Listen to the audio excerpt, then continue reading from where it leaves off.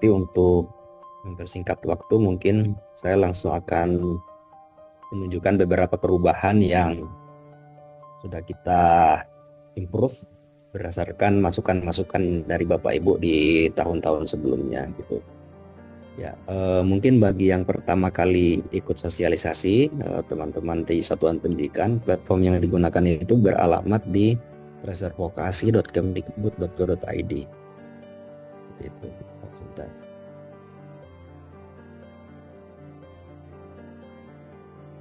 Ya, beralamat di sini, akan tetapi seperti kita tahu bersama, sekarang ini belum bisa diakses ya, karena masih dalam tahap pemulihan oleh tim Kominfo dan Pusdatin Kemdikbud terkait serangan ransomware kemarin. Jadi mungkin saya akan demonstrasikan via lokal atau beberapa screenshot seperti itu. Ini latar belakang mungkin saya skip saja karena sudah dijelaskan panjang lebar tadi oleh Pak Hartono dan Pak Syukur ya, terkait tujuan dan lain sebagainya. Jadi mungkin kita langsung akan lihat atau sharing seperti apa platformnya. Ya, seperti biasa, ini karena webdesk tidak diinstal, jadi langsung diakses lewat handphone atau lewat tablet atau lewat PC begitu. Nah, akan tetapi untuk pemantauan data, terutama di satuan pendidikan, itu kami menyarankan menggunakan tablet, minimal tablet ya. Jangan menggunakan HP begitu. Jadi minimal tablet, lebih bagus lagi kalau langsung di laptop atau PC. Karena apa? Karena ada beberapa fitur baru ya, terutama untuk generating report itu lebih nyaman dan lebih stabil ketika dilakukan di komputer seperti itu Bapak Ibu.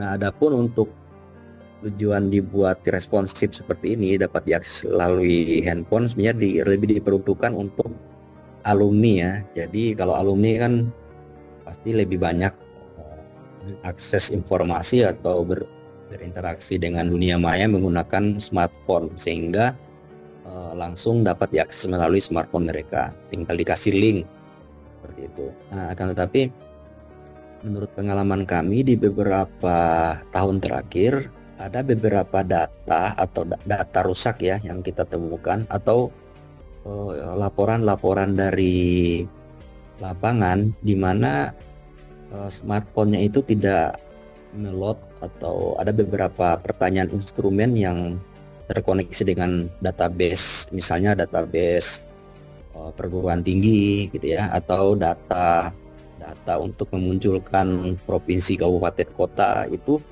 di beberapa device atau smartphone itu terkendala. Ternyata setelah kita telusuri, itu biasanya terjadi di HP-HP buatan Cina ya, yang menggunakan browser selain Google Chrome. Jadi memang ada beberapa HP yang digunakan alumni, walaupun nilainya tidak besar ya, tetapi ini perlu diperhatikan ketika Bapak Ibu satuan pendidikan atau dinas mensosialisasikan aplikasi ini atau platform Treasure Study ke alumni, untuk diarahkan menggunakan browser Google Chrome ya, minimal Google Chrome. Jadi biasanya kalau tidak diinformasikan, takutnya alumni itu akan menggunakan browser bawaan handphone yang Cina tadi itu. Dan di beberapa kasus memang tidak kompatibel dengan aplikasi ini. Tapi sebagian besar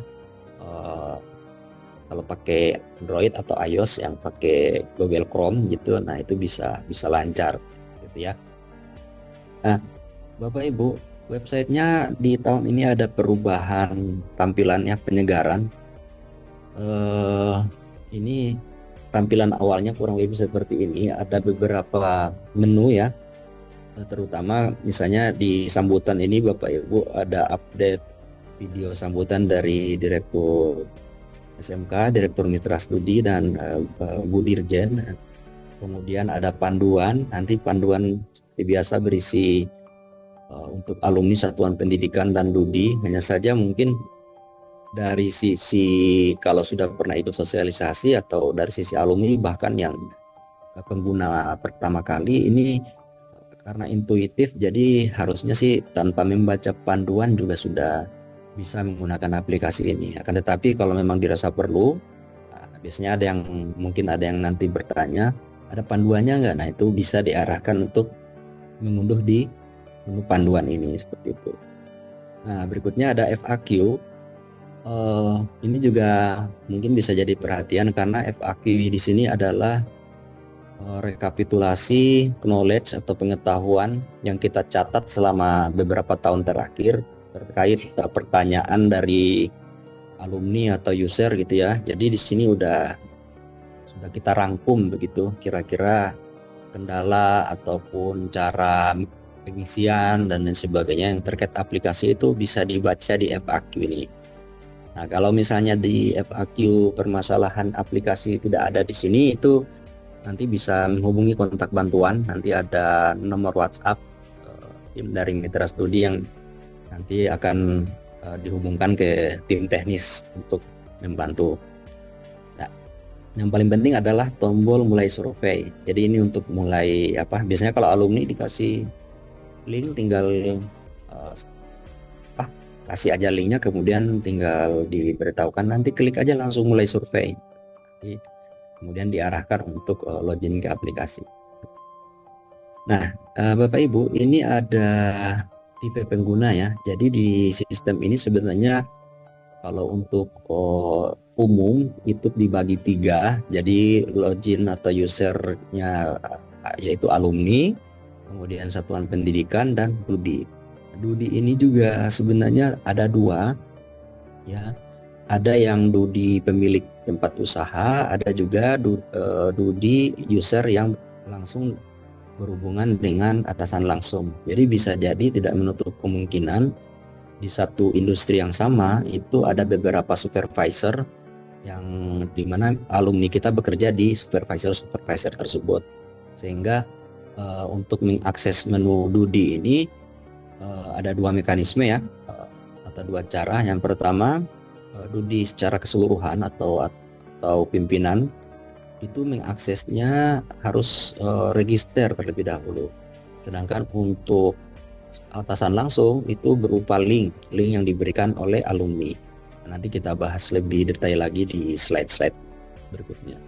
Nah, kemudian untuk satuan pendidikan itu adalah user yang dipercayai oleh sekolah atau guru biasanya si operator dapodik ya, itu merangkap biasanya, tapi bisa jadi ditugaskan satu orang untuk bisa login ke aplikasi ini. Nah, untuk user selain 3 ini sebenarnya ada user admin ya. Ini kita berikan untuk masing-masing kepala dinas provinsi, kecuali Papua itu langsung kabupaten kota ya. Jadi selain itu di Indonesia itu kita sebar satu provinsi satu akun ya untuk admin, yang dimana admin tersebut dapat memantau seluruh proses atau progres dari tracer yang sedang berjalan maupun hasil rekapitulasi data ataupun hasil pengisian di tahun-tahun sebelumnya. Itu kita berikan akun ke dinas provinsi. Oke. Nah, ini Bapak Ibu, ketika peserta didik itu atau user ya, bukan peserta didik ya, maaf, alumni dimulai survei, nanti dia akan dihadapkan ketampilan pengisian NISN atau NIK. Ya, jadi sama seperti tahun sebelumnya, ini kita menggunakan NISN atau NIK. Bedanya untuk sudah 2 tahun terakhir ini, data dapodik yang kita targetkan, kalau ini kan berarti lulusan tahun 2023 ya, itu kita tanam dari server dapodik, itu kita kopas, lalu data tersebut sekarang berada di tracer vokasi. Nah, sehingga apabila ada alumni atau lulusan yang tidak bisa masuk menggunakan NIK dan NISN, kemungkinan data tersebut kalau tidak ada di dapodik, berarti ada kesalahan ya, mungkin di level penginputan data dan lain sebagainya. Nah, untuk kendala seperti itu dapat menghubungi kontak bantuan kami biar kita telusuri ya. Yang jelas apabila lulusan tahun 2023 itu dapat mengakses aplikasi ini. Nah, untuk lulusan tahun lain itu belum dibuka ya. Jadi kita buka memang berdasarkan keperluan pengumpulan data tahunan. Jadi untuk tahun 2024 kita akan melakukan penelusuran untuk semua lulusan atau alumni 2023 yang ada di Dapodik. Seperti itu. Nah, untuk satuan pendidikan atau untuk sekolah itu nanti ada seperti biasa menggunakan surel Dapodik, email Dapodik dan NPSN sekolah ya. Jadi ini bisa masuk menggunakan dua variabel tersebut. Nah, nanti sudah masuk jika sekolah yang pertama kali ikut sosialisasi kemungkinan besar belum mendapatkan data dashboard ya. Jadi harus mengisi kuesioner. Nanti kita lihat di slide berikutnya. Nah, ini ya. Ini untuk alumni. Ya, simpel ya. Jadi ada tiga tab di atas ini. Kalau ketika mulai survei diklik itu langsung masuk ke alumni. Dia tinggal masukkan NIK atau NISN lalu langsung login. Mudah ya, seperti itu. Nah, kalau untuk Dudi yang tadi saya sampaikan memang agak kurang efektif ya. Tapi ini satu-satunya cara yang paling aman atau bisa dibilang paling bisa dipertanggungjawabkan. Dudi itu mau tidak mau harus daftar dulu ya. Jadi Dudi yang pemilik usaha harus daftar dulu baru bisa mengisi Tracer. Tapi kalau Dudi yang atasan langsung tidak harus daftar, dia nanti diberikan link oleh lulusan yang bekerja di tempatnya. Gitu. Bedanya itu. Nah, ini kenapa daftar? Karena kita tidak punya database atau verifikasi lain yang terkumpul secara nasional begitu, sehingga ini berarti kalau misalnya perusahaannya di bidang konstruksi atau di bidang jasa informasi ya itu harus daftar, diverifikasi lewat email masing-masing yang digunakan ketika pendaftaran. Oke, ini contoh ketika alumni itu input NIK atau NISN-nya, dia langsung masuk ke halaman awal ini ya, tujuan, kemudian petunjuk pengisian. Ini biasanya tidak dibaca ya oleh teman-teman alumni. Nah, langsung diklik mulai survei. Nah, ada beberapa jenis pertanyaan ya Bapak Ibu. Ini kan kuesioner ya, jadi mungkin yang sudah ikut tahu, dan tadi ada beberapa pertanyaan juga. Apakah bisa disederhanakan pertanyaannya dan sebagainya, itu sudah juga dijawab. Intinya versi yang saat ini kita improve untuk lebih memudahkan pengisiannya. Kita sudah ringkas baik itu dari sisi UX, UI, kemudian dari sisi saving datanya juga sudah kita berlakukan di versi yang tahun ini seperti itu. Nah, hampir sebagian besar semua pertanyaan kuesioner yang ada di Tracer ini sifatnya pilihan ganda atau isian tinggal dipilih gitu, pilihan ya. Sangat jarang yang meminta user tersebut mengisikan langsung, kecuali ini misalnya ada sertifikat kompetensi nggak, kalau dia mau nambahin itu dia bisa ketik sendiri di sini. Atau misalnya ini pilihan opsi yang lebih dari salah satu, ini kalau misalnya dia pengen lainnya ya itu bisa ditulis gitu. Nah, seperti ini ya model-model pertanyaan yang ada di Tracer kurang lebih, dan ini semua intuitif sehingga pengalaman kami rata-rata pengisian 1,5 sampai maksimal itu 5 menit ya, rata-rata 1 sampai 2 menit untuk 1,5 sampai 3 menit untuk pengisian Tracer ini. Nah, ini juga ada menu drop down ya. Jadi drop down ini yang paling krusial ada dua. Yang pertama pemilihan tempat melanjutkan studi. Ini untuk lulusan yang melanjutkan studi itu diminta memilih nama kampus dan nama prodi. Nah, data ini kita dapatkan dari Dapodik.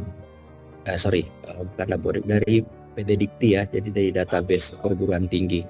Sehingga data yang ada di sini, apabila alumni tidak menemukan kampusnya, artinya memang belum terdaftar ya di Dikti gitu.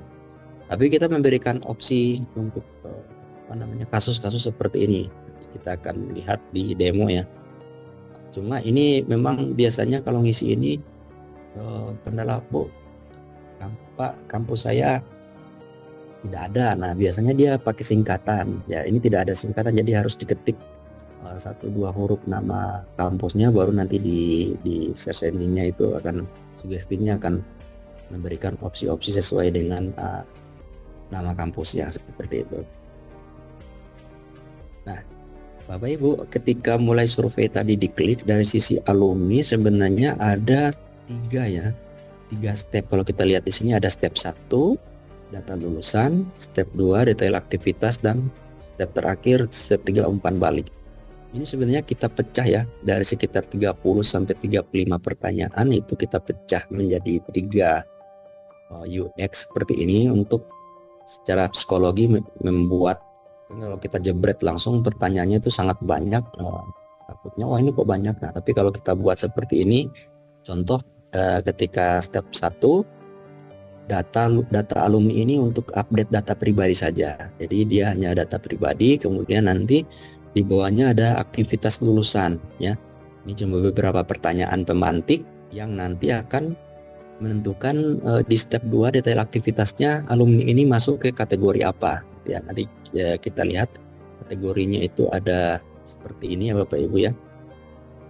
Jadi misalnya di form lulusan yang step 1 tadi dia menjawab 2 atau 3 pertanyaan pemantik yang kebanyakan itu mengarah ke studi, dia melanjutkan studi, nanti detail aktivitas di step 2 yang pertanyaannya pasti akan lebih banyak tentang studinya dia. Jadi ini ada 6 kategori ya, 6 kategori yang hasilnya setelah diolah itu sudah dipresentasikan oleh Pak Syukrul tadi dari UNJ. Nah, tapi sebenarnya form dari alumni itu akan berbeda tiap individu atau tiap alumni. Dia menyesuaikan dengan opsi atau pertanyaan yang dia jawab di step 1. Nah, kalau untuk step 3 sendiri itu ini ada umpan balik ya. Jadi umpan balik lebih ke data yang kita butuhkan untuk perbaikan di masa yang akan datang. Nah, Bapak Ibu semuanya, ini kalau kita lihat ada satu kategori yaitu bekerja ini yang umpan baliknya itu dia nanti ada kelanjutannya, yang ini tadi yang saya sampaikan. Jadi dia nanti akan mengenerate sebuah form yang mana form tersebut itu diberikan kepada supervisornya. Jadi sesudah si alumninya mengisi di halaman terakhir, kita lihat kalau yang biasa itu misalnya ini udah selesai pengisiannya, kirim. Pas dikirim itu tampilannya seperti ini yang atas. Nah, ini kalau yang selain yang lulusan bekerja tampilannya ucapan terima kasih. Tapi kalau alumni yang bekerja sesudah dia mengisi itu nanti akan ada link seperti ini di bawah. Link ini bisa disalin lalu diberikan kepada atasan langsung. Itu isinya juga kuesioner yang nanti akan kita rekam datanya, evaluasi kesesuaian dari atasan langsung terhadap alumni yang bekerja di tempatnya tersebut. Oke, kemudian nah ini ya, nanti alumni sebenarnya kalau untuk yang bekerja itu tinggal diinfokan lebih detail lagi. Nanti kamu kalau misalnya nanti selesai pengisian tracer, ada link di akhir halaman, link tersebut tolong diberikan kepada atasan langsung untuk mengisi. Nah, ini dulu kita pernah pertimbangkan untuk dikirim langsung ke alamat email atau nomor HP, karena di beberapa form itu ada pengisian nomor atasan langsung dan email, tapi tidak mandatori ya karena terkait data, sehingga kenapa tidak jadi kita terapkan. Kalau kita bikin otomasi langsung dikirim ke atasan langsungnya, nanti takutnya itu diabaikan karena saat ini kan banyak yang link-link kayak virus gitu ya atau phishing. Jadi itu kita menghindari itu sehingga lebih aman link tersebut diserahkan langsung oleh alumni ke atasannya seperti itu. Ya, seperti ini ya. Kalau untuk Dudi ya yang direkam sebenarnya datanya ini ya. Jadi apa namanya? Sorry, ini untuk lulusan ya. Jadi untuk lulusan data yang direkam itu kisi-kisinya. Jadi nanti mungkin ini halaman slide ini bisa diberikan juga ke alumni ya. Ini nanti kurang lebih pertanyaan yang ditanyakan antara step 1. Kalau yang tadi 6 kategori, kalau dispesifikan lagi jadi 3 ya, melanjutkan studi, bekerja, dan berwirausaha. Jadi ini data-data yang akan direkam, data-data pertanyaan yang nanti muncul di pengolahan data sudah diolah oleh teman-teman instrumen, kemudian umpan balik seperti ini gitu. Nah, untuk sekolah, nah ini sekolah juga apa namanya, keuntungan sekolah untuk mengakses Tracer Study ini, dia memiliki dashboard, rekapitulasi dan hasil isian Tracer masing-masing sekolah dalam bentuk grafik dan dalam bentuk data raw isian siswanya. Nah, akan tetapi data-data tersebut baru bisa kita buka sesudah sekolah itu mengisi. Nah, proses ini 1 kali saja. Jadi kalau Bapak Ibu sudah pernah mengisi tahun lalu, tahun sebelumnya, itu ini tidak perlu dilakukan lagi kecuali ada update data, itu bisa bisa menghubungi kontak tadi di web tadi untuk kita risetkan sehingga dia bisa mengupdate data. Karena proses pengisian untuk satuan pendidikan memang cuma 1 kali saja ya, seperti itu. Nah, ini untuk Dudi ya. Jadi Dudi juga mungkin dari Bapak Ibu atau siswanya untuk apabila meminta bantuan Dudi yang bekerja sama di satuan pendidikannya itu, nanti informasi yang akan ditanyakan di dalam kuesioner kurang lebih gambaran umumnya seperti ini ya, bentuk pertanyaannya. Oke, Bapak Ibu, coba ini saya tunjukkan dulu, tapi ini mungkin lokal ya karena servernya sampai sekarang belum bisa diakses. Jadi kita lihat dulu contoh yang lokal dari sisi siswa ya.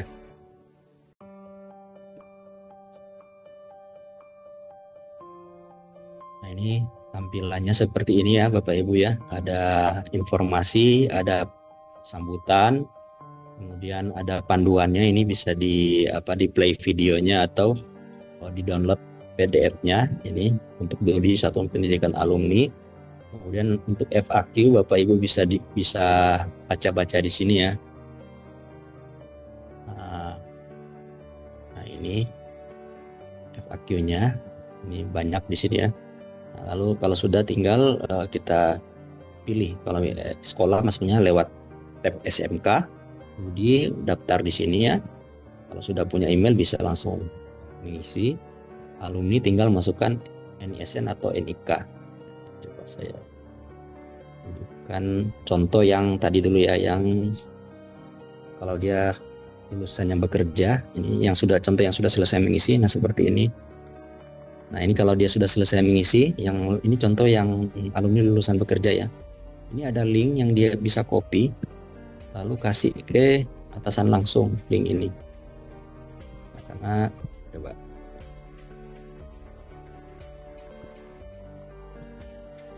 ini servernya masih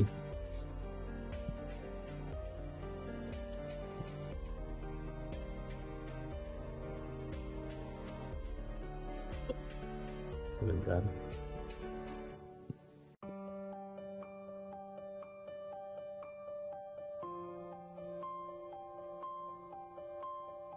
Nah, ini saya ganti lokal dulu.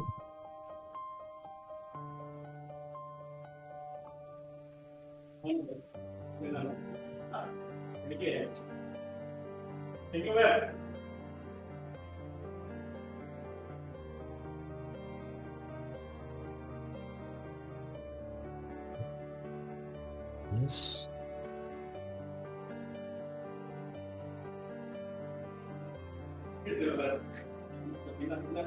Nah, seperti ini ya.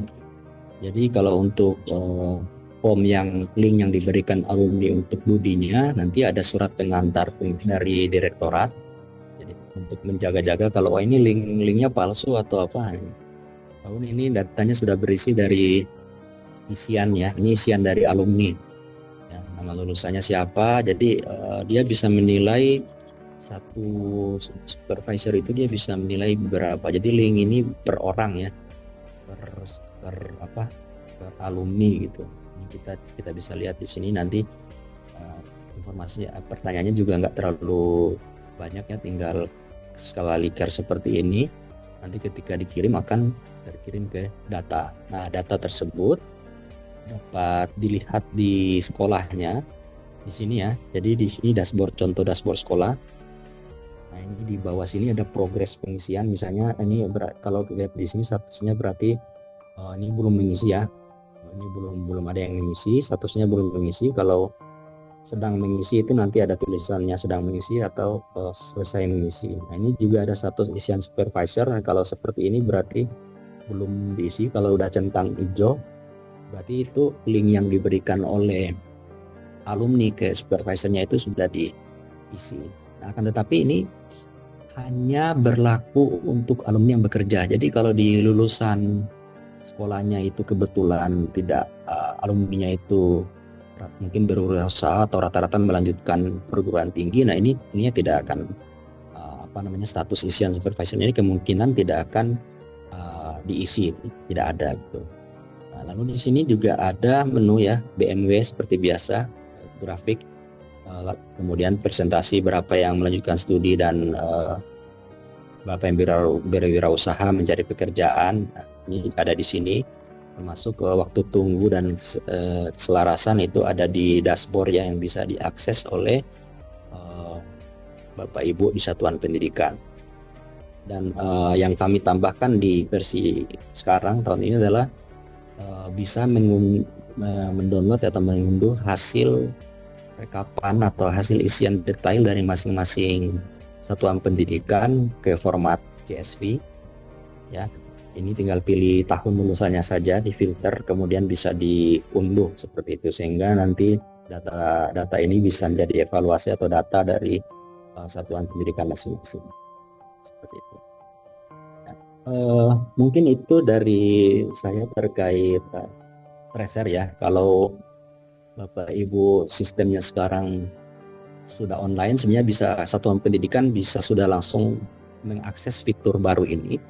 Akan tapi pasti untuk monitoring halaman yang depan ini pasti akan kosong ya, maksudnya statusnya pasti belum mengisi semua karena kita baru akan jalan seperti kata Pak Har tadi awal Juli ya, kita akan buka ini sehingga nanti status ini baru bisa dipantau atau bisa dilihat per 1 Juli. Kalau untuk data-data tahun lalu itu atau grafik itu Bapak Ibu bisa filter ya, sudah kita sediakan menu filter di satuan pendidikan masing-masing. Dengan syarat satuan pendidikan sudah harus mengisi tracer kuesionernya terlebih dahulu, baru dashboardnya muncul seperti itu. Baik, mungkin itu dari saya Bapak Ibu untuk tracer ini. Sekali lagi ini intuitif, jadi harusnya sih tidak terlalu ada pertanyaan ya dari sisi alumni juga. Biasanya kalau dia nggak bisa akses itu mungkin satu lagi ya, ini ada ini kita lihat sama-sama. Kalau dari sisi alumninya itu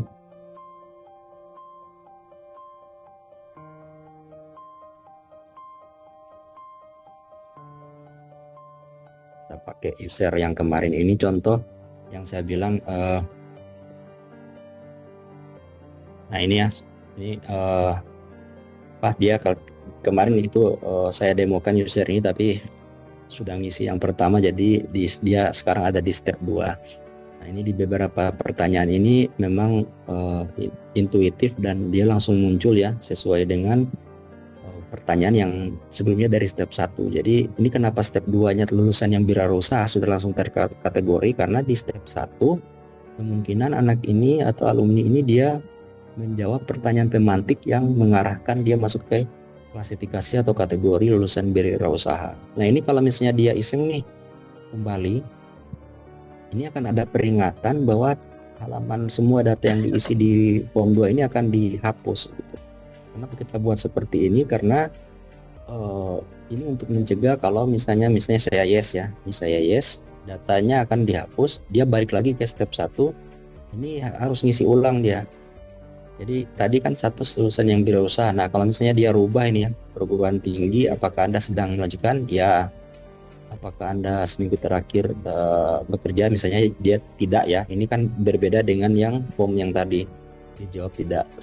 Ketika lanjut, sistem itu akan mengklasifikasikan alumni ini sekarang ke lulusan yang melanjutkan studi. Sehingga tadi kalau ada peringatan data hapus itu sebenarnya untuk lebih memudahkan tim internal kami, sehingga data yang valid di kita itu adalah data yang memang benar-benar dia isi di awal gitu. Untuk jaga-jaga tidak ada data redundan atau data sampah yang mengakibatkan flow-nya itu satu orang punya 2 atau 3 kategori lulusannya seperti itu. Nah ini dia nanti sesuai dengan yang ditanyakan di step 1. Misalnya coba kita kembali lagi, reset lagi, misalnya apa Anda sedang melanjutkan perguruan tinggi? Tidak. Apakah seminggu terakhir bekerja? Tidak juga misalnya ya. Apakah Anda ada kegiatan? Nah, tidak, misalnya tidak. Misalnya dia jawab tidak semua ini, maka dia diklasifikasikan ke aktivitas lulusan yang sedang mencari pekerjaan. Beda-beda ya. Jadi jawaban step 2 ini sangat tergantung dari yang dia jawab sebelumnya.